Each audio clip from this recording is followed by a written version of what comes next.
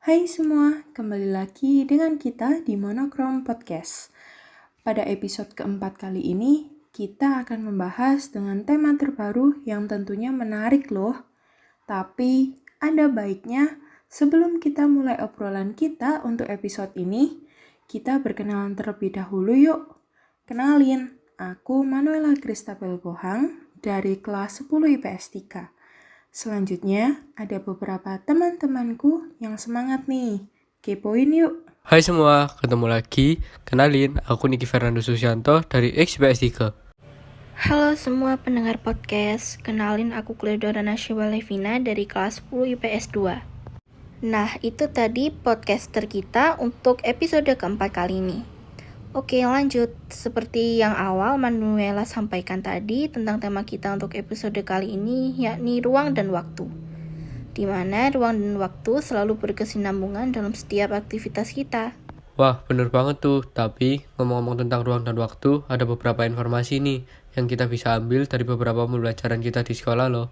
Salah satunya yakni sejarah, yang mana dengan adanya ruang dan waktu dalam sejarah, terdapat pula beberapa kegiatan yang dilakukan dalam waktu tertentu pada zaman dahulu, dengan tempat yang tentunya juga berbeda nih. Kira-kira ada yang tahu nggak tentang peristiwa sejarah apa? Aku tahu Niki, peristiwa sejarah yang aku temukan yakni suasana yang ada pada saat tragedi G30 SPKI, di mana tragedi G30 SPKI ini terjadi pada tanggal 1 Oktober 1965.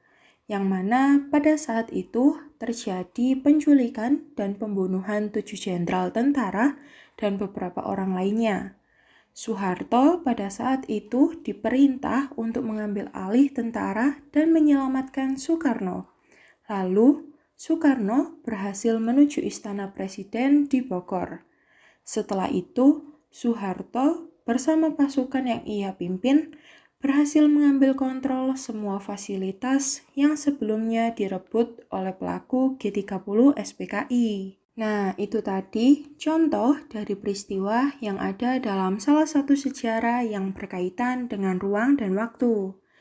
Tapi nih, dari peristiwa G30 SPKI tadi memberikan contoh pula tentang konsep sinkronik, yang mana konsep sinkronik memiliki arti yakni meluas dalam ruang, akan tetapi memiliki batasan dalam waktu. Wah, ternyata canggih juga ya. Dari peristiwa sejarah saja bisa berkaitan juga dengan ruang dan waktu. Oke, setelah kita memahami penerapan konsep ruang dan waktu yang ada dalam sejarah, kita juga bisa loh menerapkan ruang dan waktu itu dalam bentuk pepatah-pepatah yang memotivasi. Seperti contohnya, appreciate what you have in front of you right now. After all, time is precious. Waduh, ternyata contoh yang diberikan oleh Levina adalah contoh sebuah proverb dengan jenis yang idiom. Bagus-bagus, bisa sangat memotivasi dalam menjalani manajemen waktu. Wah, setelah itu kita bisa lanjut dengan melakukan beberapa aksi nih dalam masyarakat. Seperti contohnya dalam melestarikan tradisi-tradisi dalam masyarakat yang memiliki kepercayaan yang sama.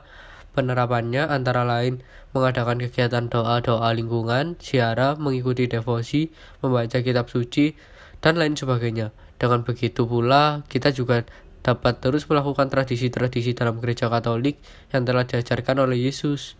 Mantap-mantap Niki. Dari tradisi-tradisi dalam gereja Katolik, kita bisa lanjut loh membahas tentang keadaan bumi dari waktu ke waktu yang dapat dirasakan. Di mana semakin lama bumi atau udara yang ada di sekitar kita cenderung lebih panas ya.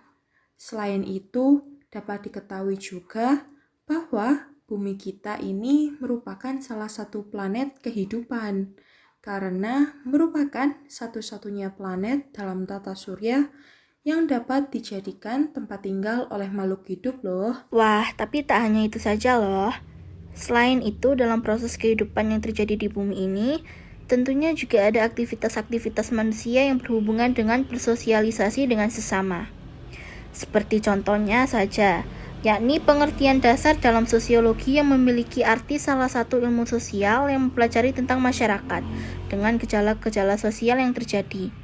Memang sih, dalam kehidupan bermasyarakat juga ada yang namanya gejala-gejala sosial yang terjadi, seperti contohnya saja dalam berbagai bidang, baik dalam bidang ekonomi, pendidikan, kesehatan, dan lain sebagainya. Dari bidang-bidang itulah juga terdapat ancaman-ancaman tersendiri loh dengan kondisi kita sekarang yang berada dalam pandemi COVID-19. Bener banget tuh, ancaman yang ada pasti salah satunya pada bidang pendidikan ya, yang mana pembelajaran harus dilakukan dengan pembelajaran jarak jauh atau sering disebut dengan PJJ, yang mengharuskan para siswa atau siswinya untuk berdiam diri di rumah. Selain itu, terdapat juga ancaman dari bidang ekonomi, yang tentunya membuat beberapa perusahaan-perusahaan besar menjadi bangkrut karena kondisi pandemi COVID-19 ini. Yap, betul sekali Manuela. Dengan adanya ancaman-ancaman dari berbagai bidang itulah, kita juga diharapkan dapat manajemen ekonomi kita dalam kehidupan kita. Selain itu, juga dapat melakukan dan menerapkan manajemen dalam lingkungan sekolah loh. Contohnya saja dalam mewujudkan lingkungan sekolah sesuai dengan visi dan misi yang telah ditentukan. Oh, menarik. Selain manajemen dari bidang-bidang tertentu, kita juga dapat melakukan strategi pemasaran loh. Para pendengar setiap podcast, strategi pemasaran yang dilakukan yakni sebagai contohnya melakukan promosi dengan media sosial seperti Instagram, Facebook, dan platform lainnya. Apalagi produk-produk yang kita tawarkan menarik, contohnya saja makanan awetan hewani, seperti dendeng sapi, siomay ayam, nugget, dan lain sebagainya. Nah, ada benarnya juga sih. Tapi, selain melakukan pemasaran dari media sosial yang kita miliki, ada cara lain loh yang dapat kita lakukan untuk melakukan proses pemasaran makanan, khususnya untuk makanan awetan hewani. Tetapi, cara pemasaran menggunakan media sosial itu adalah cara yang lebih praktis dan dijamin untuk keberhasilannya loh. Benar-benar, semua pendapat yang dikatakan oleh Manuela dan Devina itu semua benar. Tetapi, aku punya argumen sendiri nih, tentang pendapat cara pemasaran produk itu. Menurut aku nih, dari sumber-sumber yang aku baca, strategi pemasaran yang dapat dilakukan tidak hanya melakukan promosi melalui media sosial saja. Akan tetapi, diperlukan juga wadah pengemasan yang menarik pula, sehingga konsumen dapat tertarik.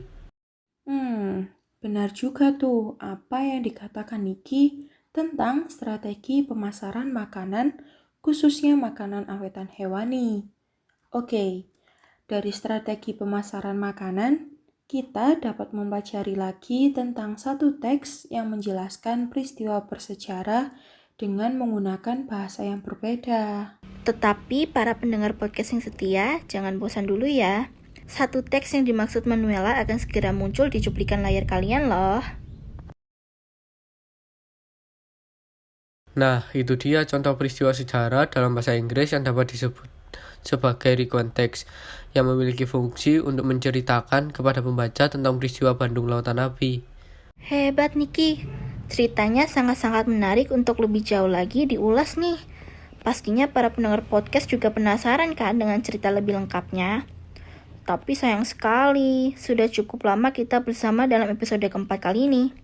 Dan saatnya kita sekarang untuk pamit undur diri dulu ya. Jangan lupa untuk selalu memberikan dukungan kalian dengan tetap memberikan like, comment, and share. Dan tentunya juga jangan lupa untuk klik tombol subscribe dan aktifkan lonceng kalian agar mendapatkan notifikasi terbaru tentang episode-episode kita selanjutnya. Thank you to all of you and see you on the next podcast. Bye.